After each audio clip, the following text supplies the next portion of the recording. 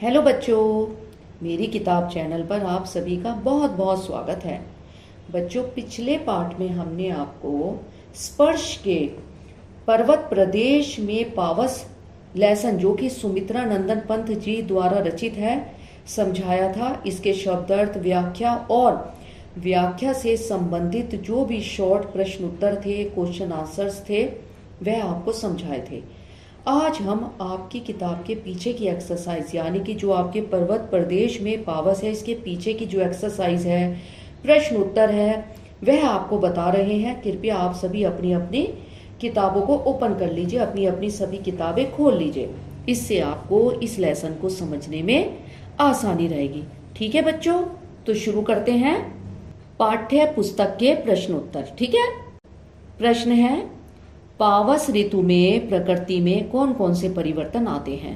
उत्तर, पावस ऋतु में प्रकृति में अनेक परिवर्तन आते हैं। नंबर 1, प्रकृति पल पल में वेश परिवर्तित करती रहती है, चारों ओर हरियाली छा जाती है। नंबर 2, वर्षा ऋतु में जगह जगह पानी भर जाता है, पानी वाली जगहों पर जलाशय प्रतीत होते हैं, यानी कि ऐसा लगता है जैसे तालाब, छोटी छोटी नदियां बन गई हो। ठीक है। नंबर 3 पर है, वर्षा ऋतु में पर्वतों से अनेक झरने फूट पड़ते हैं, वे मोतियों की लड़ियों के समान प्रतीत होते हैं।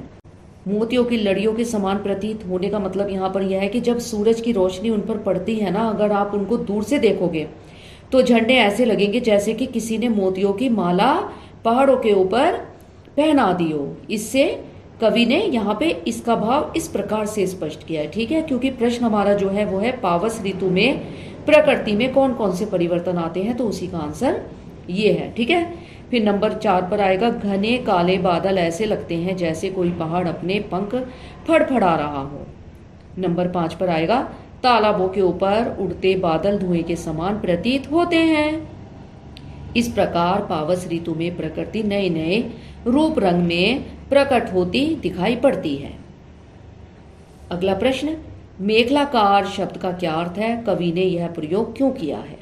उत्तर, मेखलाकार शब्द का अर्थ है मेखला या करधनी के आकार की। पर्वत श्रृंखला को ही मेखलाकार कहा गया है। पर्वत की ढाल भी मेखलाकार होती है। कवि ने इस शब्द का प्रयोग इसलिए किया है क्योंकि पावस ऋतु में पर्वत मेखलाकार रूप ले लेते हैं। अगला प्रश्न है, सहस्त्र द्रग सुमन से क्या तात्पर्य है? कवि ने इस पद का प्रयोग किसके लिए किया होगा? सहस्त्र द्रग सुमन से मतलब, सबसे पहले आप देखिए क्या होता है इसका अर्थ। इसका अर्थ है हजार पुष्प रूपी आंखें। सहस्त्र, हजार, द्रग सुमन, पुष्प की आंखें, द्रग, ठीक है, आंखें, पुष्प रूपी आंखें। ठीक है, उत्तर है अब इसका। देखिए, सहस्त्र द्रग सुमन से तात्पर्य यह है कि सहस्त्रों यानी हजारों फूलों के रूप में पर्वत अपने नेत्रों को फाड़ता हुआ सा प्रतीत होता है। पर्वत पर खिले फूल ही उसकी आंखें हैं। वह इन आंखों के माध्यम से अपने सौंदर्य को स्वयं देख रहा है। कवि ने इस पद का प्रयोग इसलिए किया होगा क्योंकि इसके माध्यम से पर्वत का मानवीकरण करना चाहता होगा और फूलों के सौंदर्य को चित्रित करना चाहता होगा।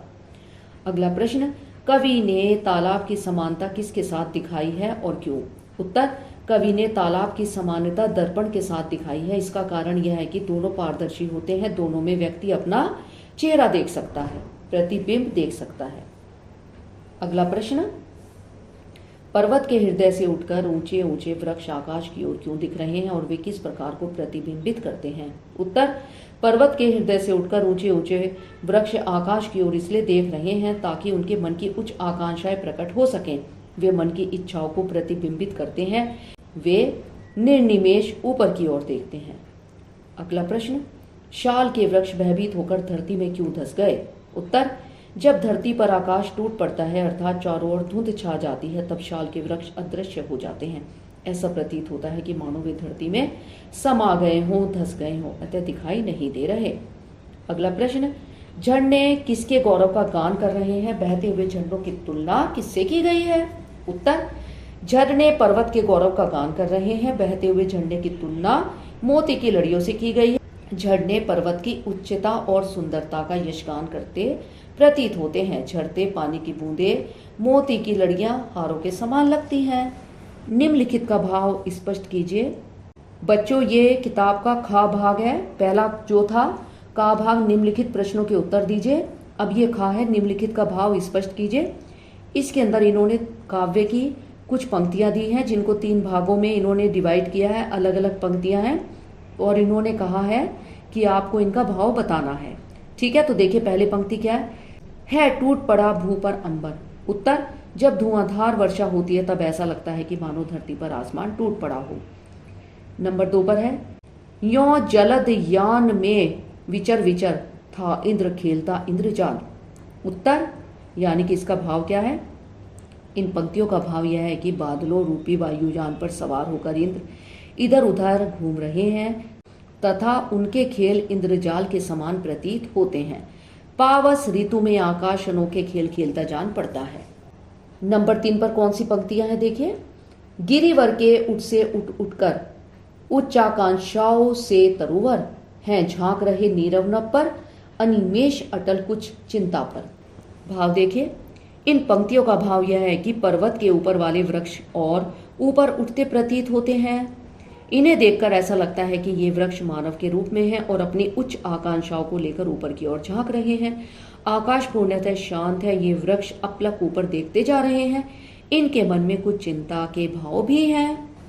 बच्चों, अब जल्दी से इस पाठ के शब्दार्थ एक बार और देख लेते हैं हम। ठीक है, इसके बाद फिर हम लोग जो परीक्षा में कुछ प्रश्न आए हैं जो काफी महत्वपूर्ण हैं वह आपको बताएंगे। ठीक है, एक बार आप शब्दार्थ देख लीजिए।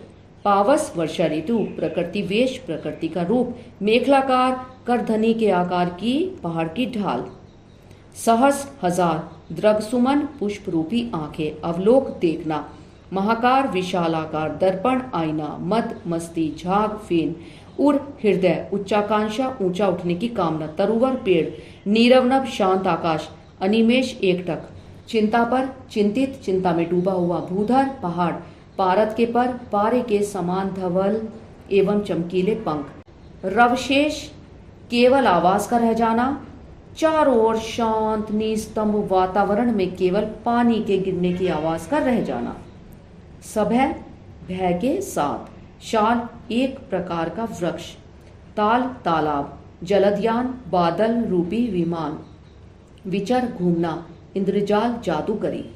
बच्चों, अब हम आपको कुछ महत्वपूर्ण प्रश्न और उत्तर बताते हैं, इनको ध्यान से आप सुनिएगा। प्रश्न है, वर्षा ऋतु में पल पल बदल रहे प्रकृति वेश के किसी एक दृश्य का वर्णन अपने शब्दों में लिखिए। उत्तर, वर्षा ऋतु में पल पल प्रकृति का वेश बदलता है।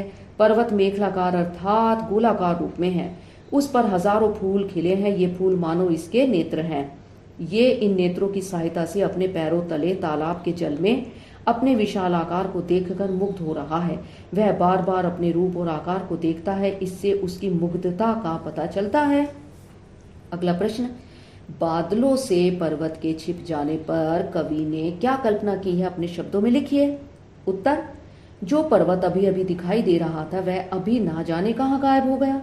लगता है कि पर्वत बादलों के पंख लगाकर गायब हो गया है। पर्वत पर जब बादल घिर आते हैं तब धुंध छा जाती है और यह धुंध कुछ ही क्षणों में पर्वतों की सत्ता को मिटा देती है। नीले नीले बादलों के धुंधलके को देखकर कवि कल्पना करता है कि जैसे नीला आकाश टूटकर पृथ्वी पर गिर पड़ा हो।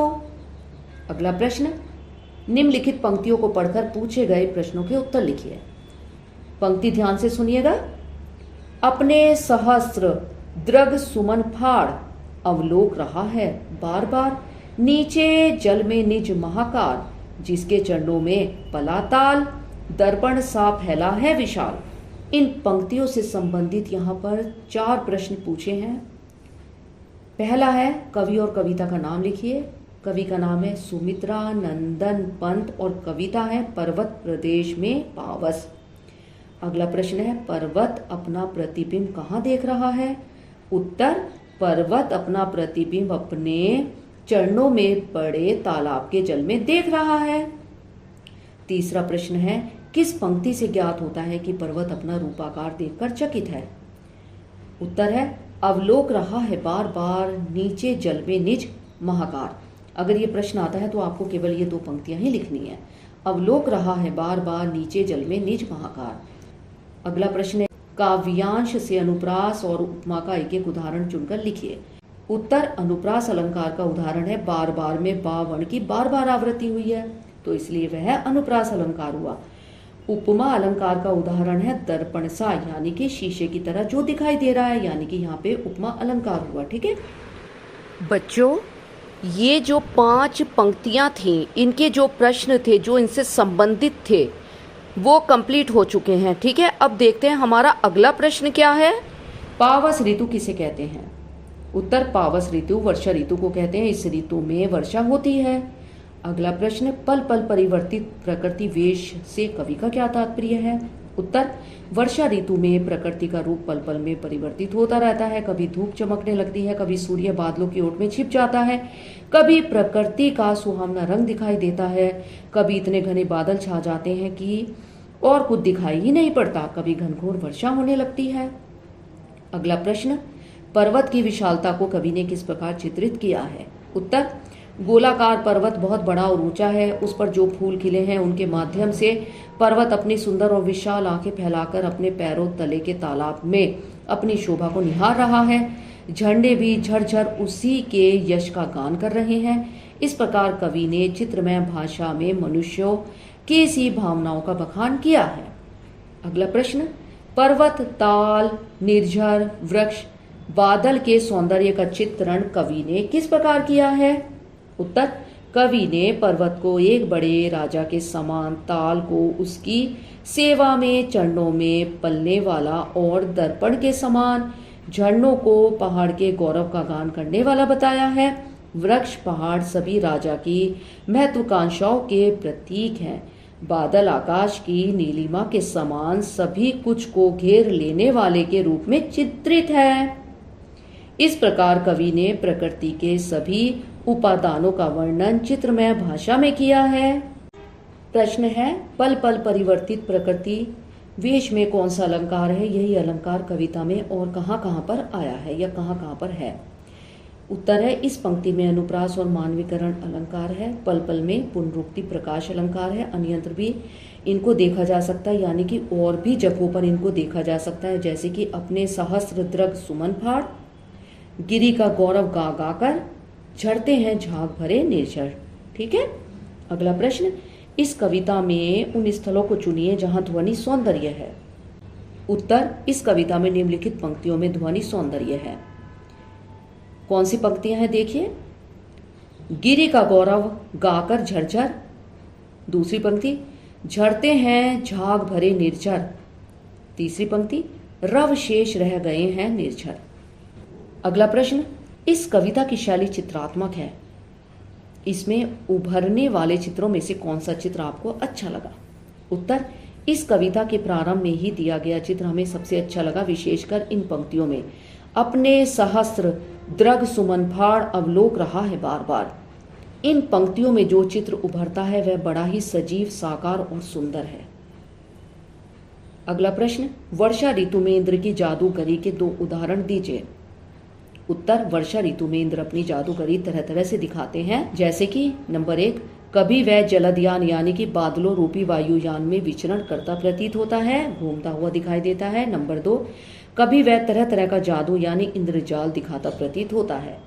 ठीक है, यानी कि आपने देखा होगा बातों में कभी धूप आती है, कभी छांव आती है, कभी आंधी आती है, कभी हवा तेज चलती है, कभी एकदम से ठंड हो जाती है, धुंध आती है, फिर धुंध हट जाती है। इस तरह से जो है ये आंख मिचौली वाला, ये इंद्र की जादूगरी के ही उदाहरण है। ठीक है, अगला प्रश्न, पर्वत प्रदेश में पावस कविता में झरने किसके गौरव का गान कर रहे हैं? बहते हुए झरनों की तुलना किससे की गई है? ये बहुत ही महत्वपूर्ण प्रश्न है बच्चों। उत्तर, झाग को उछालते हुए झरने झरझर का शब्द कर रहे हैं। ये पर्वत की उच्चता और सुंदरता का यशोगान कर रहे हैं। झरने पर्वत के गौरव का गान कर रहे हैं। बहते हुए झरने की तुलना मोती की लड़ियों से की गई है। झरने पर्वत की उच्चता और सुंदरता का यशगान करते प्रतीत होते हैं। झरते पानी की बूंदें मोती की लड़ियों के समान लगती हैं। अगला प्रश्न, पर्वत प्रदेश में पावस कविता का प्रतिपाद लिखिए। उत्तर, इस कविता में वर्षा ऋतु में पर्वतीय प्रदेश में पल पल में परिवर्तित होते सौंदर्य की मनोरम झांकी प्रस्तुत की गई है। इसमें कवि ने पर्वत, तालाब, झरने, बादल आदि पर मानवीय भावों का आरोप किया है, यानी कि उनको मानव के रूप में बताया है। अतः मानवीकरण का प्रयोग हुआ है। विशालकाय पर्वत तालाब में अपना प्रतिबिंब निहारता है, यानी कि अपने चेहरे को देखता है। झरने उसके गौरव का गान करते हैं। बादल पर्वत को ढक लेते हैं और पर्वत दृष्टि से ओझल हो जाता है, छिप जाता है। तालाब से उठते कोहरे को देखकर लगता है कि मानो तालाब में आग लग गई है। यह सारा दृश्य एक जादू के समान प्रतीत होता है। इंद्र नभयान पर सवार होकर इस प्रकार के खेल खेलता रहता है। ठीक है बच्चों, आज आपका ये चैप्टर कंप्लीट हो चुका है। अब अगले पार्ट में हम आपसे फिर मिलेंगे। महादेवी वर्मा जी का लेसन है अगला लेसन हमारा। अब अगले पार्ट में हम महादेवी वर्मा जी के लेसन पर चर्चा करेंगे। ठीक है बच्चों, तब तक आप इसको ध्यान से सुनिएगा, समझिएगा और अपना ध्यान रखिएगा। बाय बच्चों, टेक केयर।